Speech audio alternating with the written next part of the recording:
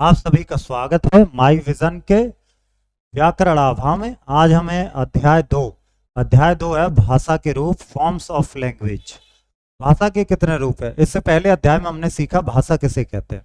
तो अपनी बात बोलकर या लिखकर व्यक्त करने को क्या कहते हैं? भाषा कहते हैं।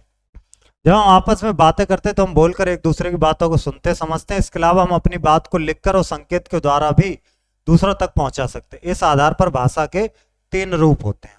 सबसे पहला मौखिक यानी कि बोलकर, मौखिक। दूसरा लिखित भाषा यानी कि लिखकर। और तीसरा सांकेतिक भाषा, जैसे क्लास में टीचर बच्चों से कैसे कहती, इसका मतलब है चुप हो जाओ, राइट। और जब ये होता है इसका मतलब है सो जाओ।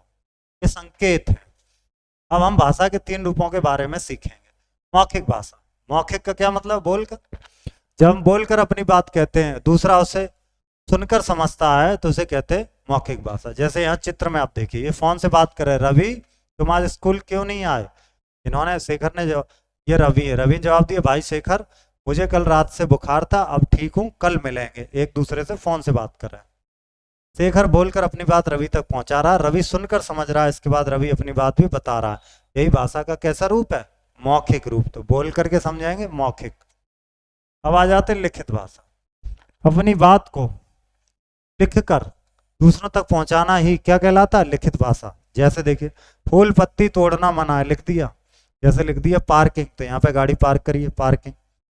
माली ने अपनी बात को बोर्ड पर लिखकर लगाया है, स्कूटर मोटरसाइकिल इधर उधर न खड़ी करके कहाँ लगानी है, यह बोर्ड पर लिखकर स्टैंड वाले ने लगाया हुआ। यही भाषा का कैसा रूप है? लिखित रूप। तो 2 प्रकार से हम समझ चुके हैं। अब आते हैं, इसका जो तीसरा प्रकार है वह है सांकेतिक भाषा। अब देखिए, ट्रैफिक पुलिस वाले कैसे इशारा कर रहे हैं, रोक रहे हैं कि अब आप रुक जाइए, तो ये संकेत से बता रहे हैं। इतना शोर होता है तो यहाँ बताना, बोलना बड़ा मुश्किल हो जाता है।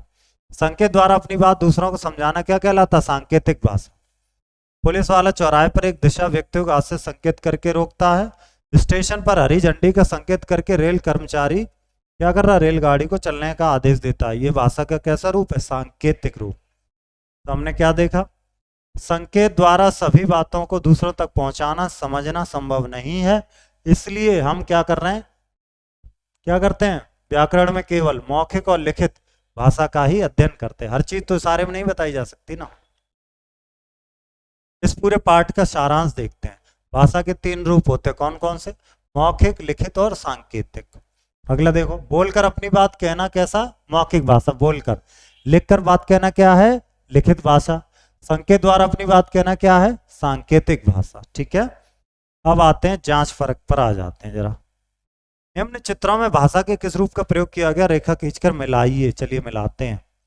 तो लाएं, लाते हैं।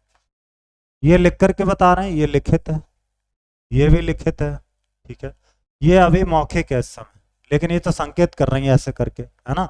तो ये मौखिक नहीं होगा, ये क्या हो जाएगा? ये हो जाएगा सांकेतिक। ये लेकिन कैसा? मौखिक, बोल करके बता रहे हैं।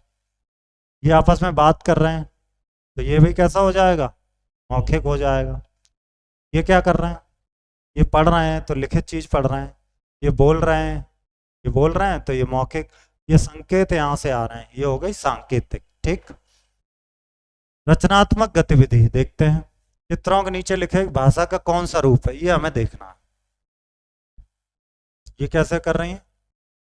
भाषा का लिखित रूप है। यहाँ पर ये लाल झंडी दिखा रहे ट्रेन को रोकने के लिए, ये कैसा रूप है भाषा का? सांकेतिक रूप है, सांकेतिक।